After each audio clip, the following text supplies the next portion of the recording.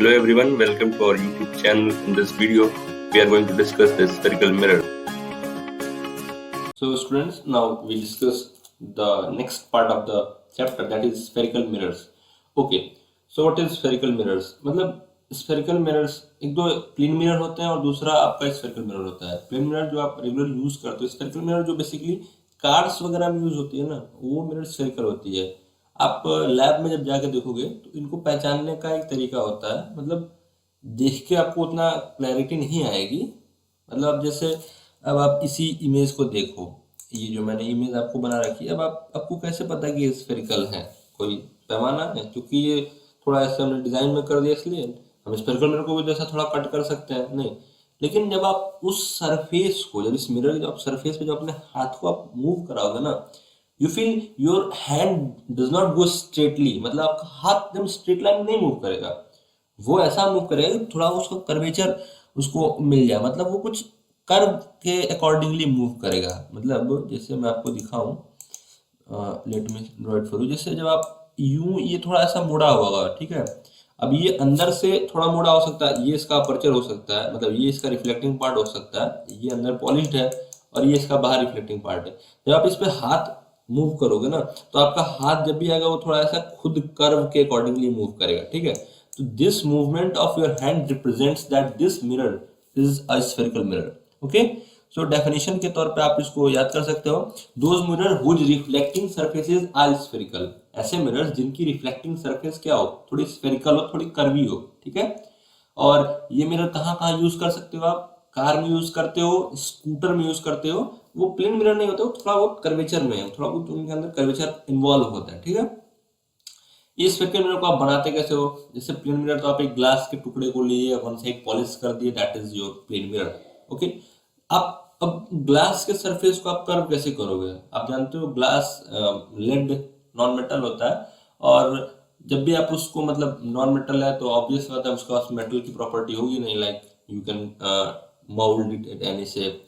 आप मिरर्स को उतना, सॉरी, ये जो ग्लासेस हैं, स्फेरिकल ग्लासेस है बेसिकली, आप उसको उतना मोल्ड नहीं कर सकते हो कि आप उसको बीच से ऐसा घुमा दो, या फिर स्फेरिकल मिरर को आपने, ये स्फेरिकल मिरर को आपने पकड़ा और ऐसा बीच से टक किया और वो स्फेरिकल मिरर बन गया. नहीं, मतलब प्लेन मिरर को आपने ऐसा बीच से मोड़ दिया, ऐसा नहीं हो सकता ना. तो उनको बनाने का एक तरीका होता है.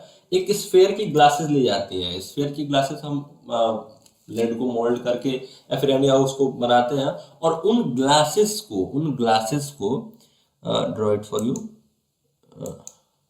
ओके, जैसे ये एक स्फेयर होगा, मतलब ओ सॉरी, जैसे ये कंप्लीट एक स्फेयर होगा, ठीक है. अब ये हॉल होगा अंदर से, और ये पूरा एक ग्लास होगा, मतलब शीशा होगा. और जब उसको आप बीच से, यहाँ से, मतलब बीच से नहीं, किसी कॉर्नर पार्ट से इसको काट दोगे, तो जो आपको ये जो रिमेनिंग पार्ट मिलेगी ना, अब इस पार्ट की किसी भी, इधर this side, this is your inner side let's say, and this is your outer side, तो आप किसी भी इन साइड्स को पॉलिश करके आप मिरर बना सकते हो, ठीक है. So basically a spherical mirror is obtained by polishing. Basically spherical mirror is obtained by polishing one side of a part of a hollow glass sphere. क्या बोला? एक hollow sphere के, hollow glass sphere के एक part को, किसी एक part को आप पॉलिश करके स्फेरिकल मिरर पा सकते हो. और जनरली कुछ सरफेस जो मेटालिक सरफेस होते हैं वो भी कुछ बहुत शाइनी होता है, तो वो भी आप एक तरह से यूज कर सकते हो, वो भी एक मिरर है. Mirror are not the glasses. Mirror can be either of metal or glasses. Glass mirror कुछ और होता है और मेटालिक मिरर अलग हो सकता है. जैसे आप स्पून देखते हो ना घर में, स्पून भी आपकी क्या है? स्पून भी आपकी कुछ और नहीं है, वो भी एक आपकी मिरर है. जैसे आप जो स्पून देखते हो, स्पून ये जो आप देखते हो ना, ये तो ये भी थोड़ी बहुत कर्वी होती है, मतलब एकदम प्लेन नहीं होती. जब इसमें आप अपना फेस देखोगे ना, तो अभी जो आप जितना आप आगे पढ़ोगे प्रॉपर्टी ऑफ स्फेरिकल मिरर्स, मतलब जो इमेज फॉर्मेशन, वो आप उसमें ऑब्जर्व कर सकते हो, ठीक है. सो जो मेटालिक सरफेस है, जो स्पून की मेटालिक सरफेस है, वो भी एक स्फेरिकल मिरर के तौर पे यूज कर सकते हो, ठीक है. और यहाँ पे एग्जांपल दिखा है, जैसे ये रियर व्यू ऑफ जो मिरर होता है व्हीकल का, किसी कार का, उसमें ये यूज होता है, ठीक है. There are two types of spherical mirror. Okay, next slide. Yes, there are two types of spherical mirrors. First one is concave mirror and the second one is convex mirror. जैसे कि मैंने बताया कि आप इस होलो ग्लास स्फीयर की किसी एक पार्ट को, इस पार्ट को, दिस पार्ट और दिस पार्ट, इस किसी एक पार्ट को आप पॉलिश करके ये पता कर सकते हो कि ये कौन सा मिरर बनेगा. लाइक स्फेरिकल मिरर बल्जिंग, जो बल्जिंग मतलब ये जो बाहर का जो साइड है, जो उठा हुआ साइड है, अगर उसको हमने सिल्वर्ड कर दिया, उसको हमने ये सिल्वर्ड कर दिया, तो जो हमें मिरर मिलेगी वो हमें कनकेव मिरर मिलती है, ठीक है। और जिस मिरर का जिस मिरर का हमने बल्जिंग साइड को रिफ्लेक्टिंग रखा और इनर साइड को पॉलिश्ड कर दिया, यहाँ लिखा है ना, spherical bulging side is reflecting and inner surface is polished, अगर इनर सरफेस को हमने पॉलिश्ड या सिल्वर कर दिया, तो जो हमें मिरर मिलती है वो हमें कन्वेक्स मिरर मिलती है। So there are two types of concave mirror, there are two types of spherical mirror, sorry, concave mirror and convex mirror. Concave mirror formed by polishing or silvering the bulging side, and convex mirror is formed by polishing or silvering inner side. Okay. Okay. Next, we have some important terms related to this spherical mirror. हमें इस spherical mirror से related कुछ important terms होती हैं जो हम further use करते हैं आप आगे चैप्टर्स में, लाइक उसको हम आगे डेरिवेशन वगैरह में या फिर इमेज फॉर्मेशन में यूज करते हैं। सो पहला पॉइंट है centre of curvature. Centre of curvature क्या होता है? किसी एक स्फेरिकल मिरर का सेंटर ऑफ कर्वेचर क्या होता है, ठीक है। तो किसी भी स्फेरिकल मिरर का सेंटर ऑफ कर्वेचर उस हॉलो ग्लास स्फीयर का सेंटर होता है जिससे वो बना होता है, ठीक है। सेंटेंसिफाई आप कर सकते हो, it's your grammar, it's your English, आप करो जैसे मर्जी। लाइक सेंटर ऑफ कर्वेचर का आप ऐसे कर सकते हो, centre of curvature of any spherical mirror is the center of curvature of that hollow glass sphere from which it is made. Okay, center of curvature clear. Second point, pole. Pole क्या होता है? So the pole you can define the geometrical center of this spherical mirror. इस spherical mirror का जो geometrical center होगा, यानी जो एकदम मिडल पॉइंट होगा, वही इसका पोल होगा। जैसे ये देखो, ये P है, दिस इज योर पोल, यहाँ ये जो आपका P है,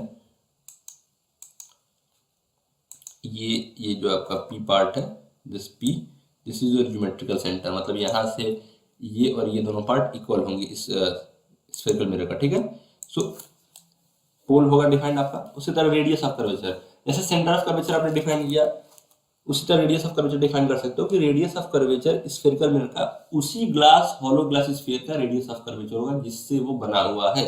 सेंटेंसिफाई आप कर सकते हो इस तरह कि radius of curvature of any hollow glass, sorry, radius of curvature of any spherical mirror is the radius of curvature of that hollow glass sphere.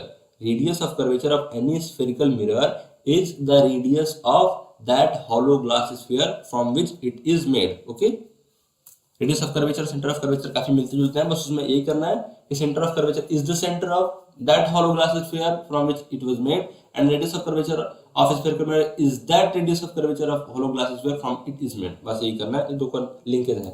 Aperture, aperture क्या होता है? Aperture the reflecting part of the mirror, मतलब जिस mirror का या फिर mirror का जो भी रिफ्लेक्टिंग पार्ट होता है, सॉरी, जो भी मिरर का रिफ्लेक्टिंग पार्ट होगा, मतलब मिरर में दो पार्ट है ना, पॉलिश्ड और रिफ्लेक्टिंग पार्ट, तो हमने रिफ्लेक्टिंग पार्ट का नाम अपर्चर रख दिया है।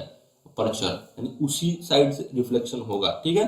Principal axis, the straight line passing through centre of curvature and pole. Principal axis the straight line passing from centre of curvature and pole. ये जो एक्स वाई आप देख सकते हो ना, the straight line passing from centre of curvature and pole, और the line joining centre of curvature and pole, ठीक है। Okay, so the next point is the principal focus. What is the principal focus? So you can define the principal focus in such a way that principal focus is a point on the principal axis of a spherical mirror where the rays coming parallel to the principal axis meet or appears to meet after reflection from the spherical mirror. कहने का मतलब ये है कि principal focus वो point होता है principal axis पे जिस पर rays coming parallel to principal axis appears or it meets or it appears to meet, समझ रहे हो, आफ्टर रिफ्लेक्शन, मतलब कि वो पॉइंट प्रिंसिपल एक्सिस पे जिस पे अगर कोई दो रेज या कई सारी रेज अगर पैरेलल टू प्रिंसिपल एक्सिस आ रही है, तो रिफ्लेक्शन के बाद या तो एग्जैक्टली मतलब रियल में वो उस पॉइंट पे मीट करेंगी या उस पॉइंट पे मीट करते हुए अपीयर्स होंगी। अपीयर्स होंगी किस केस में? मैं अपीयर्स को लिख दे रहा हूँ, appears in the case of convex, CONVEX, appears in the case of convex. जैसे मैं बता दूं, जैसे ये देखो, ये आपका कन्वेक्स मिरर है, ये आपके प्रिंसिपल एक्सिस, ठीक है। अब ये रे आई पैरेलल, तो ये आफ्टर रिफ्लेक्शन इधर जाएगी, ये रे आई पैरेलल, ये आफ्टर रिफ्लेक्शन इधर जाएगी। अगर आप इन रेज को अगर आप एक्सटेंड करोगे, इन रेज को अगर आप एक्सटेंड करोगे तो ये जिस पॉइंट में मिलती है, ये आपका कन्वेक्स मिरर है, तो ये इसका फोकस पॉइंट हो जाएगा। समझ रहे हो बात को? ये इसका फोकस पॉइंट हो जाएगा। तो ये प्रिंसिपल फोकस की डेफिनेशन है, ठीक है, ये थोड़ी इंपॉर्टेंट होती है। और उसके बाद फोकल लेंथ की डेफिनेशन क्या है? फोकल लेंथ कुछ नहीं है ज़्यादा। Focal length is basically the geometrical length between the focus point and the pole. इस फोकस पॉइंट और इस पोल के बीच का जो ज्योमेट्रिकल लेंथ होता है, जो डिस्टेंस हम मेजर करते हैं, उसी को हम फोकल लेंथ कहते हैं। इसको हम स्मॉल एफ से डिनोट करते हैं और प्रिंसिपल फोकस को हम कैपिटल एफ से डिनोट करते हैं, ठीक है। ये सब बेसिक डेफिनेशंस थी, एग्जाम में आ भी सकती हैं। और कुछ आगे इसका यूज भी होता है, लाइक क्वेश्चन में दे दे कि प्रिंसिपल फोकस पे ये ऑब्जेक्ट है या फिर यहाँ है, तो आपको ध्यान में रखना चाहिए, ठीक है।